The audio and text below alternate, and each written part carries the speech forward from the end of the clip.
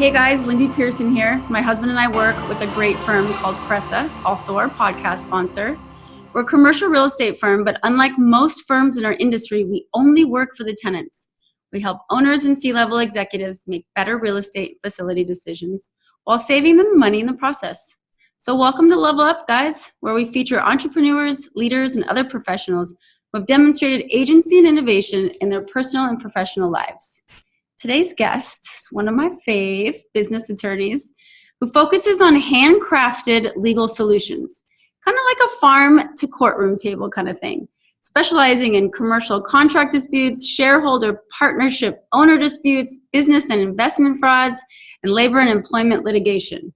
His client industries include hospitality, green renewable energy, conscious capital companies, social entrepreneurship, real estate, creative agencies, design firms, retail, finance, healthcare, technology startups, even yoga studios.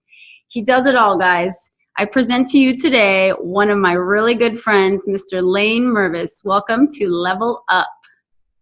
Level Up, here we are. Welcome. Thank you, Lindy. Thanks so much for having me on.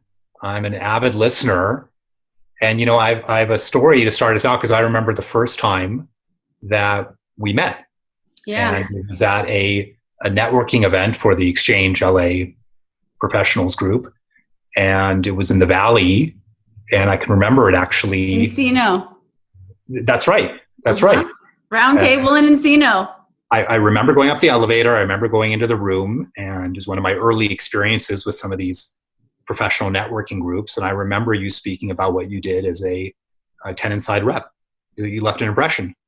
Oh, see, I like it. I like it. You left an impression as well. I think you were the only person in that room that kind of had the same kind of background as me before I even knew it. Some of the holistic ways about your answers was more like a people person, and being on the tenant side, I kind of vibed with that. So you guys represent tenants, obviously companies coming in, but ultimately it's people. Yep. It's the business owners. It's the people making the decisions. It's the people who are in charge of the office, the people who are in charge of the growth, the people who have the employees' well-beings and safety.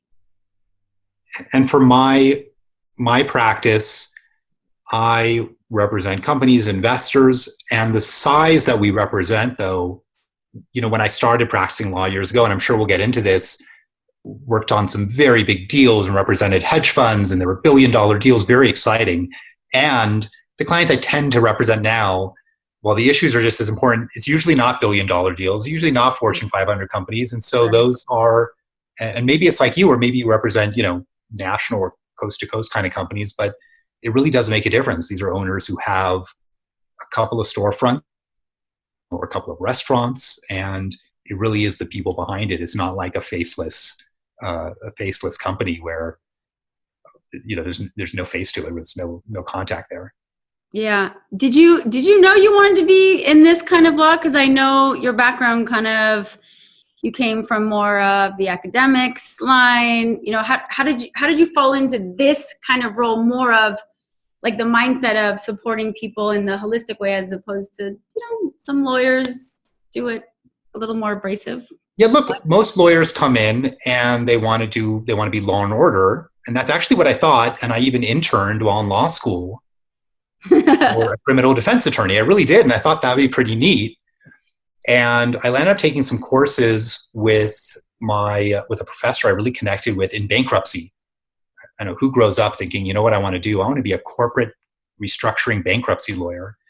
And we had a connection. I landed up going to work this was at UCLA Law. My professor was a professor and also a partner in a law practice here in LA. And I landed up going to work straight for them. It was very academic work, very interesting, very smart lawyers, and taught me great practices. And that really is so important. I always say that for young lawyers, your first couple of years out, you really want to nail that down. Right. And the work was very high level, but now I work in a much more well-rounded practice where we represent clients from the day they walk in with some sort of challenge or problem, all the way through filing a case. I mean, we're litigators. My firm is NPC, and it's a small group of us. It's 5 of us, and we handle everything for the clients. Usually it's business disputes and frauds and disputes over real estate, all sorts of things. Right. And we handle from start to finish through appealing a case, anything you can imagine. So it has changed. I mean, I love that work that I did when I started out. And now I feel like I handle so much more for the clients. The big change I had, and I think you connect with this as well, was a change I had. Well, let's be really authentic. When I came out of law school, I worked for that firm, some other firms, and I worked and got fired from some of the most prestigious law firms in LA. And over the course of several years, I just could not really find a connection, a place where I wanted to be for more than a few years. Yeah. And ultimately, what that led to was leaving my law career. I took a break and I studied a master's program mid-career in spiritual psychology. Not something I ever expected. And that program had me really rethink what I was doing, and ultimately led to where I am now. At the conclusion of that program, I landed up going to work with my present employer, this boutique firm. And I've been there, I think 7 years, longer than I ever was with a firm before that. And we're a great group. We support each other. We care about our clients. And it's approaching work from a completely different place than I ever did before. Do you still have connections or the relationships from back in the day when maybe, you were just kind of starting out, or anything that you guys kind of have a little bromance still with? Absolutely. And I still connect with them. Some of my first of all, I had some of the best bosses around and some of the toughest. I mean, my first boss and mentor used to put so much, it wasn't a red pen, it was a purple pen. And I would turn in a paper and there was so much purple pen on it and then on the back of it. Right. And I would say you could have written it yourself so much faster. But again, that's about that partner. She wanted to take the time to invest to teach me how to write. Even if I was writing a 1-paragraph letter and her notes were 3 pages long, to get me to write that 1-paragraph letter the way it should be. And they were perfectionists, but perfectionists are getting a good name these days. I remember early on, I had one typo in a court filing. Oh. Every day we filed pleadings, papers, briefs, and there was a typo. And my boss came to me and said, "You've got to file an errata." Errata is a Latin word. It means I messed up. Yeah. You file a 1-page paper. And by the way, this gets electronically filed. It goes out to all the big law firms. They all get it. Amazing. Hey, guess what? I screwed up. Hey, just announce. That's right. And it says, hey, this brief that we filed yesterday, on page 7, line 6, it said there, THERE, but we messed up. It was a typo and it should be THEIR or whatever. And I said, no one's ever going to notice this and no one really cares. But my boss said, nothing leaves this office that's not right. And I remember he said, I don't care if you have to take a ruler line by line and print out before you file something. Yeah. It's going to be right. And it was a humbling, maybe humiliating, humbling experience. I actually, I do a ton of emails, ton of correspondence, ton of everything. And when I am emailing lawyers, I actually triple proof, because I think, okay, is this conjugated right? Is this? Because I know they're looking at my email. If there's like anything red underlined, I'm thinking, oh shit, they're not going to take me serious. You guys are hardcore. But this really goes to something else. So there was another occasion really early on, my first year or two. It was restructuring law. We were selling a company for $100 million to a private equity fund. And there was a number that I got the number wrong, but it was a very small number. Instead of, the number was $100 million and $100,075. I said $100,057. Just the last two. Ooh. Nothing of consequence. Nothing that would really matter. But again, we filed one of those erratas to correct it. And I remember number 2. partner, number 2. this partner told me that here's the thing, when you do this and the judge sees that you're able to own your mistakes and you can go into court and say, Your Honor, I just want to call your attention to one thing. We said the company is worth, the financial advisors came in and they valued it at $100 million and $75. It's actually a mistake. It was $100 million and $57. Doesn't matter. But they'll remember that.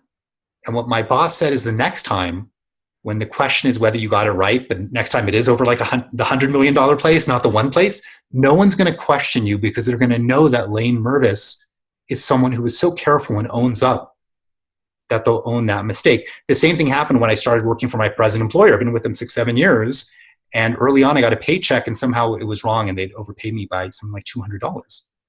And I went to my boss. It was my first or second paycheck. And I said, I think you entered something incorrectly, my hours, and I actually got overpaid.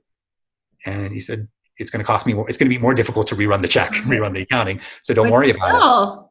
But you're really showing people your character, who you are and where you come from. Mm-hmm. You have to these days. Yeah, you have to.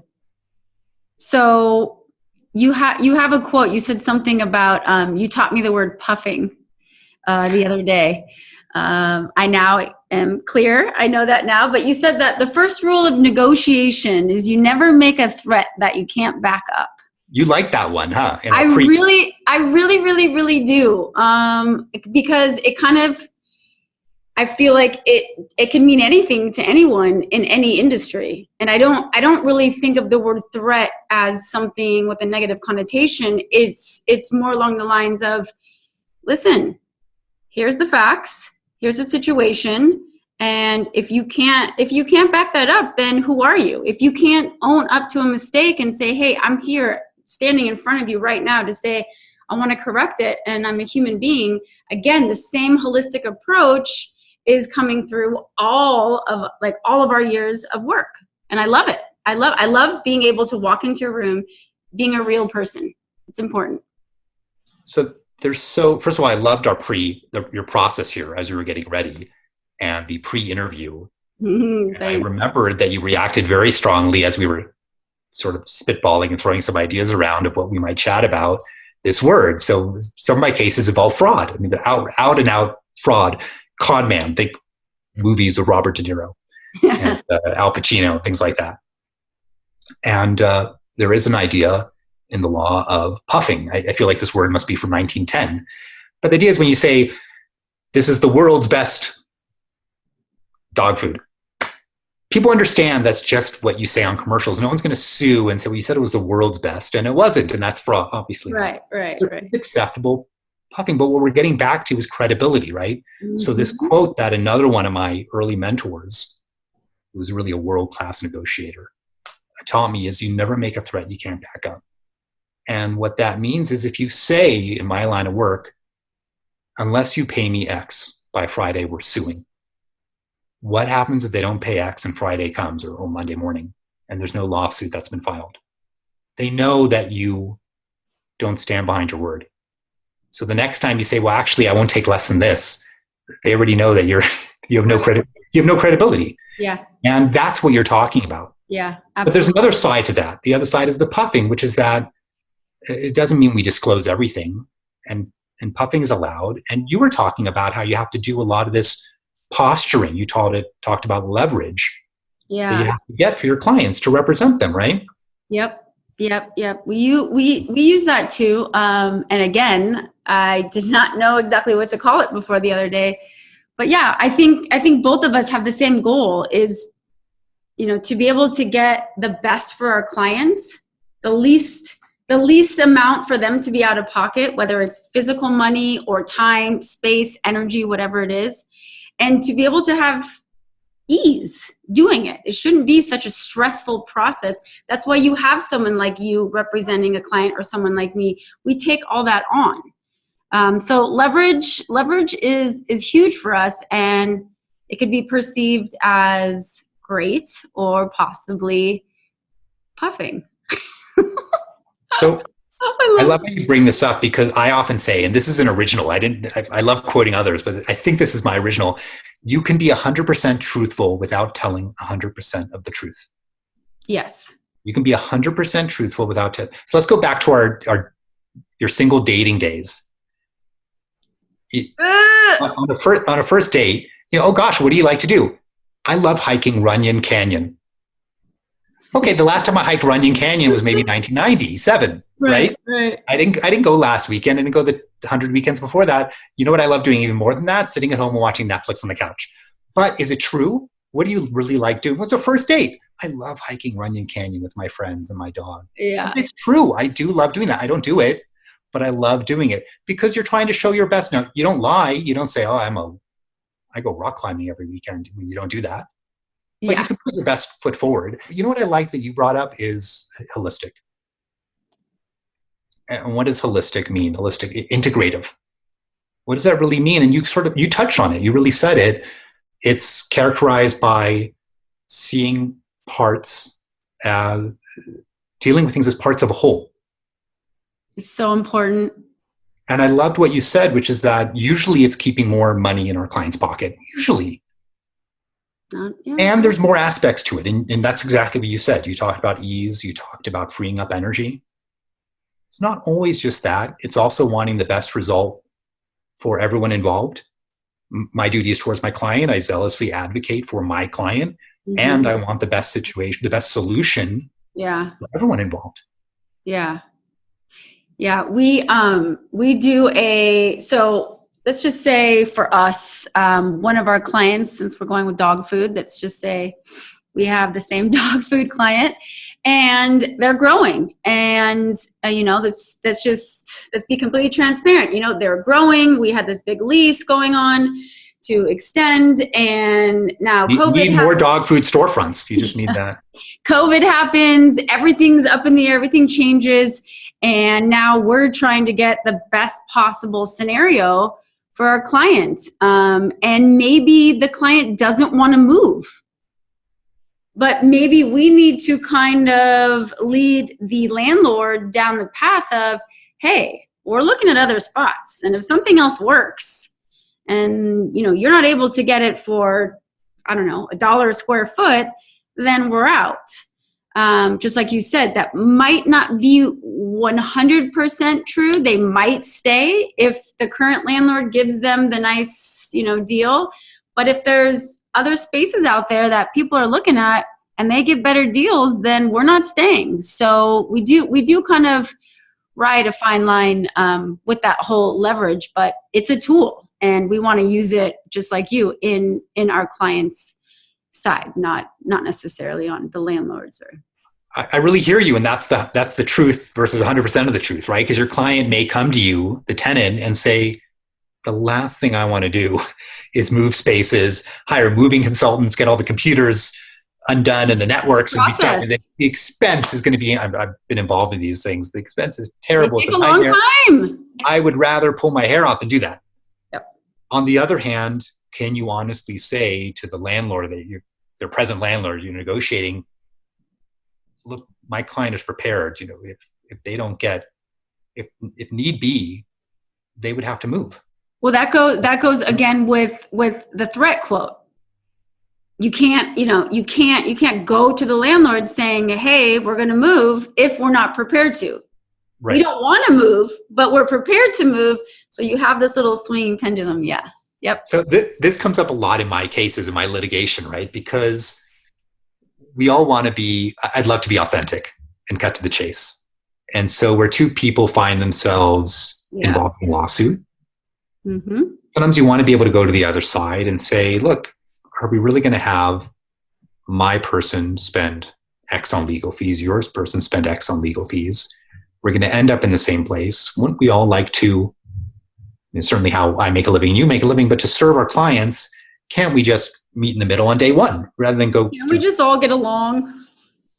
I once heard someone say, I think it was a former lawyer, and now he was a hedge fund successful guy, but he said he couldn't stand being a lawyer because he just wanted to put the clients in a room and send pizzas under the door and lock it and not let them out until they got a deal done because it was so silly to be involved in this. Yeah, right. So it seems sensible to say to the other side, well, my client doesn't want to spend millions on legal fees. Your client, I'm sure, doesn't want to. Well, let's figure out a deal here. Now, most of the time, the parties on the other side don't say that. What they usually say is, my client would love nothing more than going to court. He wants to bury you. That's all he wants. He's living for it. He's sharpening his knives. Yeah. But do you want to do a deal? Because they come from a place, you have to come from a place of like aggression and strength. Yeah. So as much as I'd like to come from a place that I think I kind of have a sense that they do agree with me, why throw money out the window? Let's do a deal. Sometimes people can't do that. They have to posture. And that's okay. And that's part of our job is we're ready. Yeah. And maybe we can do that. But I do laugh at it when they have to come from that place of, my client wants to bury you. Now, some do. You have some clients who want their day in court. There is that. It's not all of them. But there are some who really want that. Do you typically represent those kind of clients, or is it just on a case by case? I mean, I really do find that clients find their match in lawyers. I agree. I think they make their match in whatever industry. There are tons of amazing brokers in my industry that I wouldn't want any of their clients. And I think the same, vice versa. I think, Rick and I, we do a ton of nonprofit work and represent, them in their real estate. And some people don't even want to mess with that. I think it takes more of a kindred soul, and the patience and, working through the grants and everything like that, as opposed to just, here's a deal, here's your square feet, here's this. Okay, great. And on to the next. Is it a small community, big city like LA? Is it small though? I mean, if someone comes to you and you're not a fit, would you say, we may not be a fit, but I actually know a good tenant side broker who would be perfect for you? Well, working with Cressa, we are nationwide. So I have like 1,000 people that I could pull from. But we have, I don't even know how many brokers we have in our office. I think we have I don't even know. I don't know if I'm being honest right now, but I think there's 50 brokers in the LA office. So, Rick's been doing commercial real estate for 30 years. He knows everyone. And we always have people. We always have more than one. There's a lot of times where, how people in your network come to you and say, I have a friend who needs this, and it's not really in your wheelhouse, but you don't want to say no. What do? I usually give those to the junior brokers that are trying to, and if they have any questions, they can always go through me. And again, we have that liaison, which is back to the word holistic. Sharing is caring. It's not about, am I going to take this client because, oh my gosh, someone's stealing it from me? No, let's just share, because there's going to be times where maybe they need a little bit of help too.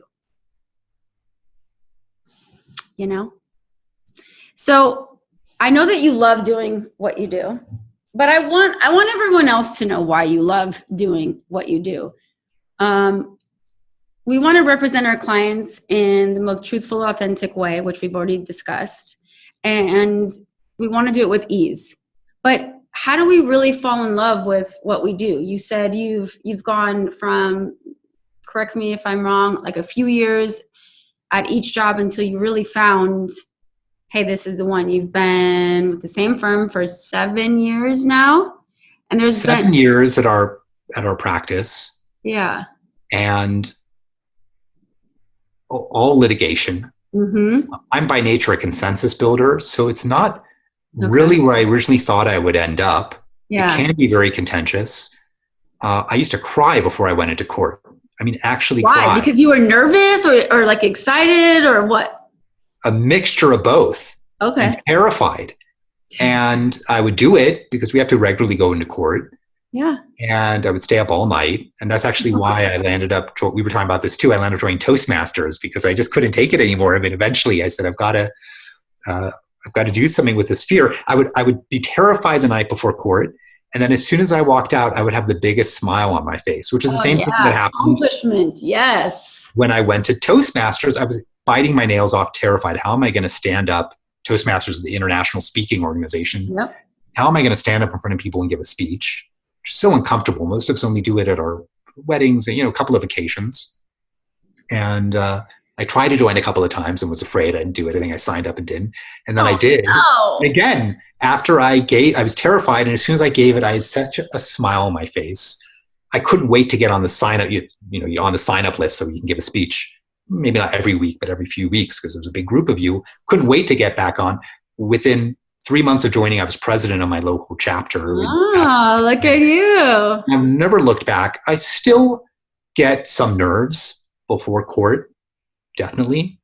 I mean, I think there were great comedians and Robin Williams and people who they would throw up before every time going on set. You know, these stories of famous comedians who would do this, even though they were people we think are fantastic. Yeah. And it's thrilling and it's exciting. I usually sleep the night through now before. Yeah. I poured it this morning. You asked what I love about doing this, and I am a helper. I love helping my clients. And this also goes back to what I studied in spiritual psychology and what you're going to connect with, I think.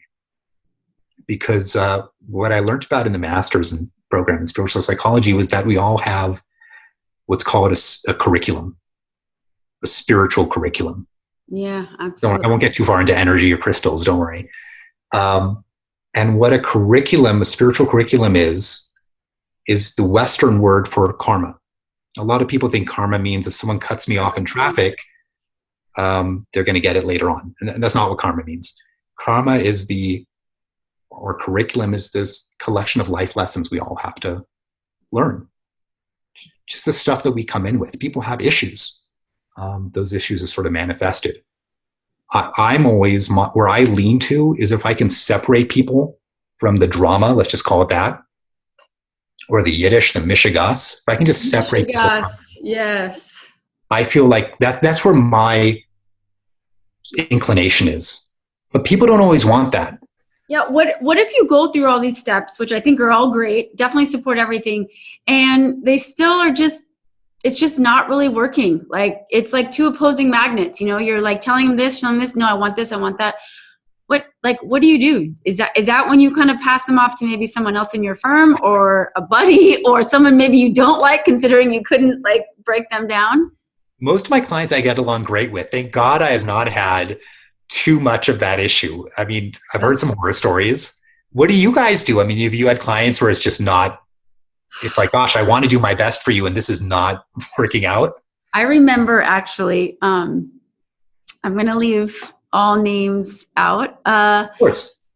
I somehow got this name of an attorney, and someone somehow told me something. They needed a lot of space. Something was going on.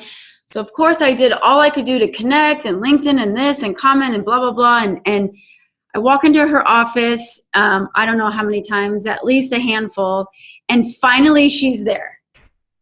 And the door is open. I'm in the front lobby. And this was, I don't know, this is like 2 or 3 years ago. And I don't believe she knew that I was in the lobby. So when the receptionist called her to say, Lindy Pearson from Cressa is here, she starts screaming. And she's like, she's been here already. I have her card. I don't need her. I could do everything on my own. And I'm like,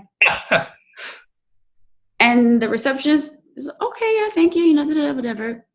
And the receptionist decides to interpret what she says, knowing darn well the entire office heard every word. Yeah. And I remember just kind of leaving the office and walking down this long hallway, and she actually was on like a top high-rise floor. And I didn't even have any thoughts. I just was like, you know what? Thank goodness I didn't get her as a client. Thank goodness. And then the story's not over.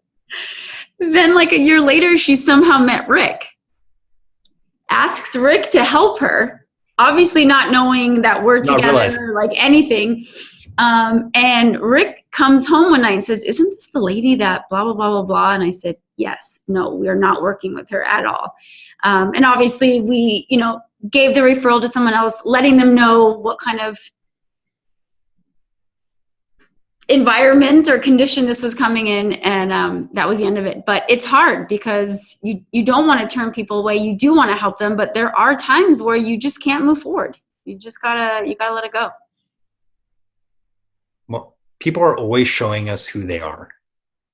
This is another one of my favorite quotes from Don Draper. Remember the show Mad Men? And one episode is, people are always showing us who they are, but we don't always see it because we want them to be who we want them to be. It goes on. Yeah, that's a good and that's when I really see, usually you're asking about clients, and my clients I really love and care about. Usually it's some lawyers on the other side. And this goes back to what we started with, credibility. You know, someone says, oh, I need an extra week to get this to you. Can you give me an extension? You know, one of these litigation deadlines. Of course, Yeah, it's of course. standard. Can you give me another week? Of course. Can you give me another week? Still. But eventually, there's a credibility issue. And then they're showing you that and so then when they come to you and it's time to try and settle can you just do this and this because I want to settle the case? Can you spend a few hours and draft up the documents because I think we have a settlement? Well, Right. when you say you're going to do something, you don't come through. And so now there's a real impediment, and it's doing a disservice to your own client because I can't trust you. Waste of time for both parties, no matter what. Yeah, absolutely. So we obviously have good days and bad days with work. We have amazing clients that are just trust us and trust the process. What about when we do have these long days at court, in the office, projects, whatever they are, the trials and tribulations of getting everything done? How do you get your support? Maybe your mentors or your inspiration or something like that. This is where I've really evolved over time, and I owe a lot of this to the study I did in psychology. But having a growth mindset, I think, is the difference. Some of us may really knock ourselves when we have a tough day or when something doesn't go right. Ultimately, we can only do the best we can. Mm-hmm. And you can honestly say to yourself, I prepared for this. And believe me, the litigation, the cases I work on, they're really complex. And, I'm looking through tax documents and financial documents, and even a simple case, you wouldn't believe it. You think someone broke a contract and they owe someone some money. I shipped the goods. No, well, the goods were no good that you sent me, and so I'm not going to pay you. That's about as simple a case as you can get. But even those, a couple of contract, a couple of documents, a couple of emails, a few phone calls. Absolutely. So you'd really be surprised. I am actually, 20 years into this, 18 years into this, how quickly it gets really complicated, and it can be pretty exhausting. But ultimately, I think we can only do what we can do. And again, earlier on in my career, I was really tough on myself and would kick myself. And now I know, and I can honestly say, I've prepared and I've done this. Yeah. There are good days and bad. And also you're only responsible ultimately for what you put out there. I do the best work product I can. Yep. And there is no controlling the judge. That's a third party. He's got his black robes on, he or she. And ultimately you can't control that. That's a tough one for me. You've mentioned in the past, in regards to work ethic, something about your dad and how hard he worked and how you watched him do that. How did that affect you? Yeah, in our pre-workup, we were talking about, my dad, I remember, I grew up in San Diego, and my dad had a business in LA, and he used to drive to the train station, and he had a car. He just took back and forth to the train station, took the train up 2 hours each way, twice a day. So he would get up pretty early at 4:30 a.m. Yeah. And I remember really young when he came home, some days he would take the early train home. And so I wasn't, going to bed yet or whatever. And don't make me cry. When he came home, I would go and grab his I was that kid. I had a briefcase. Did you ever have your dad's old briefcase? Would you keep papers in them? That only I used to write short stories, and I would keep all my things in his old briefcase. I was always with my mom, not my dad. But I get it. I see. I was with my mom all day. So when my dad came home from this, 4 hours of travel each day, I was always really excited. And I remember once in a while, I would take the train up and go with my dad. Now, he had a factory that he and a few partners owned. This is really going to date. This is great. And what they made was sheepskin car seat covers. Do you remember these? Yeah, totally. Very fashionable because your leather seats. And the what's it called? The steering wheel. That's right. Oh, and the what's that called? Stick shift? I don't know. Automatic, whatever. Gear shift? That sounds right. Yeah, gear shift. And they had this warehouse, and the pallets went up like 30 feet, you can imagine. And then sheepskin seat covers, like a rug, would sit flat, 20 of them high. But then, I was young. 7 years old. I used to climb up like 20 feet in the air. And I didn't do any work, but I would get paid like 50 cents an hour. I had to negotiate with his partner because there was otherwise a conflict of interest if I was negotiating. Of course. So he used to send me into his partner. Oh, negotiating at an early stage. That's right. But I really saw, and my dad actually after that worked in some other businesses. And my dad always used to pick up a broom and a mop and clean at the end of the day. It was a warehouse. He had his office on one side and they had manufacturing. And he would pick up a broom and start cleaning. Now, there's a few things to that. Number one, my dad is just really OCD and loves cleaning. There's nothing more he enjoys than that. But number two is that as an executive or a part owner in the business, he would pick up a broom and clean right next to everyone else. They had 20 employees working there or something. It was a real small business. Yeah. And that I just always admired that there was never any idea that there was any difference from a person who was working the shop floor versus. Yeah, no, that's another thing we have in common. Family business as well. My grandparents played a tremendous role in my life. And my grandfather invented a line of drinks and had a couple companies. And even still today, just to idolize him even more. Although he was a very tough man to impress, he's 90, I almost said 94, 93, 94. Oops, sorry, Papa. And did you age him? Did you age Papa a year? I don't know, maybe, but he still goes to work. It's COVID. Oh. He's in his 90s. We have had some COVID scares at the company. He's had to let people go, furlough people, part-time people, hybrid, like everything, all the above. But it's been him. He's still showing up. He's still driving. He's still doing. And that is just like, that's amazing. I mean, he still drives to my house for dinner. I'm like, Papa, I will come to your house, but he's just, he's in. Papa, please don't. He's in that mind frame, and I've seen him work very hard, very, very hard, and that's huge.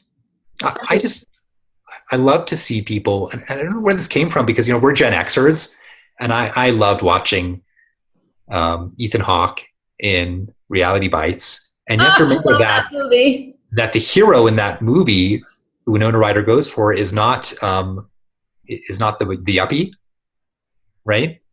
Ben Stiller. She goes for the slacker, right? Who gets fired from all his jobs. Yep. And has a little bit of facial, a little scruff. Little scruff. Yeah, Ethan Hawke had some scruff in that, and he had a series of minimum wage jobs, and that was sort of and no one wanted to sell out and work for the man. But today, our heroes are all these, the Facebooks and I don't know about that, but the people who are startups, people who are growing businesses. And I don't know where this came from. It's interesting development, I mean, I think we'll look back maybe in 10, 20, maybe more years in context and see what this meant. But in the meantime, we really do celebrate this. It is a great accomplishment, wherever we look back on this from. And I just love supporting people in moving their projects forward. That's what I like doing. Most of my cases, most of the things I work on, although there are some deals, transactions, most are usually litigation. They're in court or they're in arbitration, which is private court. It's court, but in an office building where you split the cost and pay for your own judge. Right. And so usually by that time, things have gone pretty bad. It's not really an exciting project. It's usually a project that's blown up. But I really... A couple left turns. Yeah, but it is exciting seeing people create. You're talking about your grandpa, you're talking about your guys' brokerage business. Mm-hmm. I find that very inspiring. So we have early 7-year-old negotiations in the pallet sheepskin arena. We have going to school to be a lawyer, not knowing exactly where and what and how you're going to practice. 3 years here, 3 years there. I'll give you an example of the types of issues, may I? The types of please. That I think come up for people. So you ever negotiate? Do you like negotiating when you go to buy or lease a new car? Or is that the worst thing ever? I actually have this guy. His name is Adam. Oh, you have someone you go to? And he does everything for me. It's literally just delivered to my doorstep. So no, I don't like that. So I remember going in to get a new car and I had a number in mind. And I decided to write it down on a note. This was a few cars ago. And I said, this is what I want to pay. It was a lease. This is what I want to put down, and this is what I want a month. And I don't want to go past that. So I wanted to remind myself, because I knew that car salesmen will twist you up Oh, so much in yeah. pretzels that you don't know where you are. You think you've got a great deal, and you're signing. That was my impression, having gone through the process already a little. So I wrote it down. I put it in my pocket. Anyway, I get through to near the end of the process where you've done a deal, and then you have to go into the other room to actually sign all the paperwork and talk to the other guy. But we shook hands. I've got the deal. This is what I'm going to pay. And as I did it, I just had this feeling like, oh my God, I said I wasn't going to pay more than X. And here I've just agreed to pay more. And Ouch. I'm really disappointed in myself. A lot of judgment. It's no fun to feel that way. No. And then I remembered, when I walked in here 2 hours ago, I had that piece of paper. I wrote it down and I took it out. It's a true story. I was paying exactly what I had written. You didn't remember. A penny. I had written it down, and it was exactly the deal I had done. But because of my feelings that, a car salesman will sort of twist you around and run you in circles, I was sure that I had been taken advantage of. Oh my God, I've gone over my number. You go up and down, and the monthly goes up. What about this? What about that? My point is that it's not just how successful we are, it's how you feel about your success. I mean, obviously all of us know this, right? Because there are millionaires and billionaires who are absolutely unhappy. So you can get the deal of a lifetime on your car, but if you weren't like me and you forgot to write it down, what you said you would go, what you wanted to do when you went in, you can land up getting a great deal, but you walk out of there thinking, oh man, I really screwed up. And then you feel bad about it. So what good is it that you got the deal you wanted? Because you feel awful. Right. Yeah. So that's what I talk about. Now, why did I have that? Well, obviously I guess I had some issue that, oh gosh, Laine, you don't want to let them take advantage of you. These salesmen will run you around in circles. Yeah. That's the type of issues that people had. That's what I think about in negotiations. People have issues with my clients. They have issues with authority. People have these things. The government's after me. Well, these are like leftover issues from childhood around authority. I mean, I'm not going to be anyone's armchair psychiatrist, but it's true. So I think that's where I started getting interested. And I decided I wanted to study more about negotiation. I listened in on some lectures on negotiation theory. I'd always appreciated my bosses who were good on that. And I really wanted to practice. And so I started getting into buying and selling mid-century modern furniture about 10, 15 years ago. Okay. Because I figured if I'm going to practice. That actually suits your personality. I could totally see you doing this and like staging a home in Palm Springs or something. Yeah, I mean, that was the idea. Sometimes I used to have to go to Palm. They usually don't have the deals there because they love that stuff there. And this was a good 10, 15 years ago. So the mid-century thing was still kind of on the rise. Up and up. And, my wife and I had a pretty good side business going on. And I was driving all around the valley, usually had the good deals. I would go to garage sales, flea markets, estate sales, and Craigslist. And you really have to deal with what comes up, right? Because imagine you go in and someone says, well, I want $100 for this surfboard 1950s coffee table. And then I say, I'd like to do a deal that everyone feels good about walking away from. Mm-hmm. What I'd like to do is pay $15 for this. Can you do that? What comes up for you when you say something like that? Oh, well, emotional ties to the piece. Maybe a family member made it or an ex-girlfriend, boyfriend. Something. Maybe I'm going to embarrass myself. Maybe they're going to yell at me to get out of here. Yeah. What do you think? I'm asking 100, not 15. And then imagine when it's, $1 million and $150,000, right? So I thought it was fun to practice. And I started doing that all the time and trying out different, all sorts of different theories and different methods for opening moves and how people respond. Try not to give people yes and no's options because it's too easy to say no. Will you take? Yeah. It's very easy to say no. Will you take this much? Because it only calls for one of two answers. And so there's a 50% chance that it's That's easy. A great way to work on your skills. I like that. If you ask someone, how do you feel about paying X dollars? Some people aren't going to be comfortable with that because they don't like the word feel. About half the population, a lot of men will not be comfortable talking about feelings, so they won't even know how to answer. How do you feel about taking $100? What do you mean? Yeah. I would try, like the example I gave, making a statement instead of a question. I'd like to do a deal at this amount. Right. and then I just like sit it. with that silence and see what sort of discomfort comes. What have you done in regards to this last year? Those are all things that are all great, fine and dandy when you're in person and can be in 3D instead of us constantly in this last year in 2D. What are some of the personal developments that you've done or seen, whether by you, others in your firm, or something that just kind of gives you the good feeling? I could say something in You want to regards. give me some examples, or you want to give me a prompt? Is there one you're thinking? Well, like the prompt is something that I love seeing that you do is you have actually figured out how to do something in other jurisdictions. Yeah, so you're talking about my recent move. Uh-huh.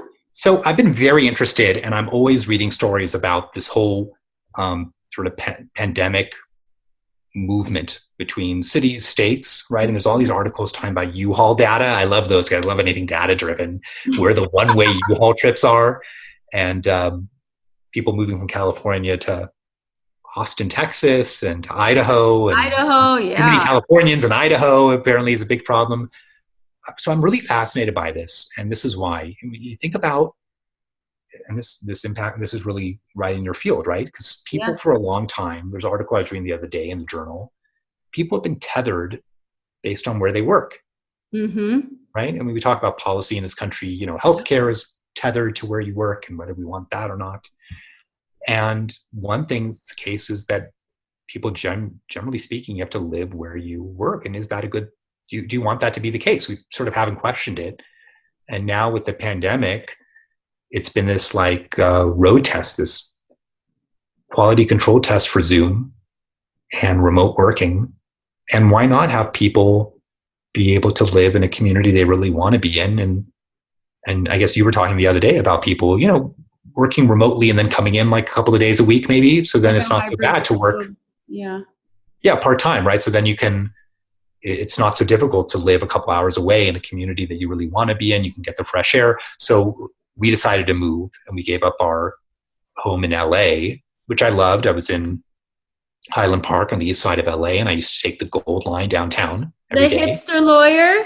Yeah, hipsterlawyer.com, at hipsterlawyer on Instagram. But a couple of months ago, we were part of this wave, right? It got into moving out and buying property. And so I bought a house here in Lake Arrowhead, which is just gorgeous. Did some due diligence. I wasn't, honestly, I didn't know exactly what I was going to get into. It's worked out fantastically. I just love it. We have You're making lots of changes to everything though too. You had Joshua Tree, now you have Lake Arrowhead, you're painting wood panels. So this past year, I bought a place in Joshua Tree. I'd always wanted a place in the desert. And the idea was to spend time out there. It's got great internet service. There's no TV, but it's got great internet service. We didn't want a TV there. And spend weekends or a week or two there when we want to, rent it out when we don't.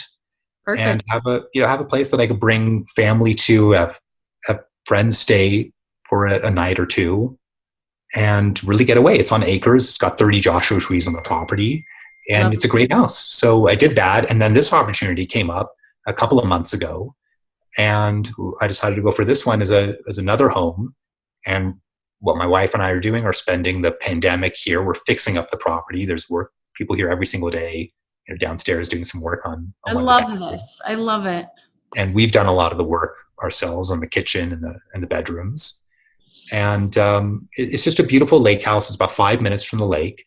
And I just think it's exciting, and I love adding value. I can't wait to see what it looks like. And I think us as Gen Xers, I think, correct me if I'm wrong, according to you, but I think we've in the workforce, we've always wanted and craved flexibility and doing things the way we want to do it, whatever holistically we want to, like whatever you want.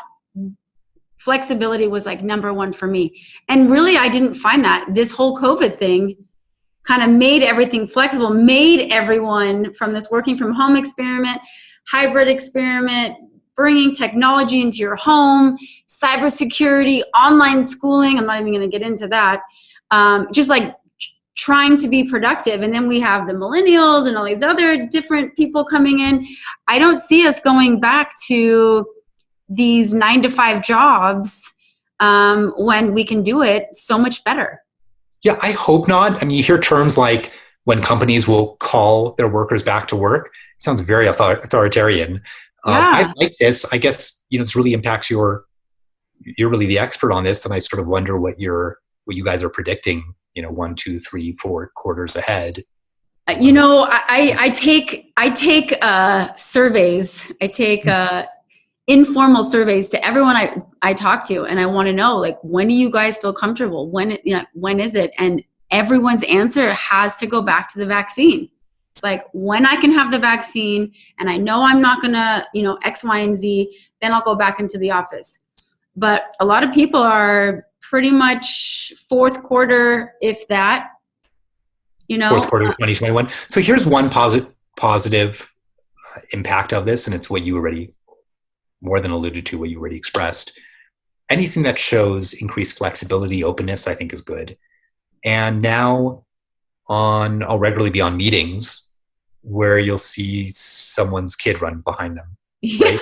Hold on a second, put the kid on the lap. During a business meeting, not some sort of... Or the dog barks or something. Yeah, not some sort of fronting where you have to pretend that antiquated idea, especially sometimes men on calls, and they have to pretend that family isn't a part of their life or it's separated. Now you'll see people on a very important business call. They're, really coming down tough. And then, hold on a second, let me just rock my kid on my knee here. Yeah. Or like, look at my new puppy. Isn't it cute? And I think that's positive because, why front unnecessarily?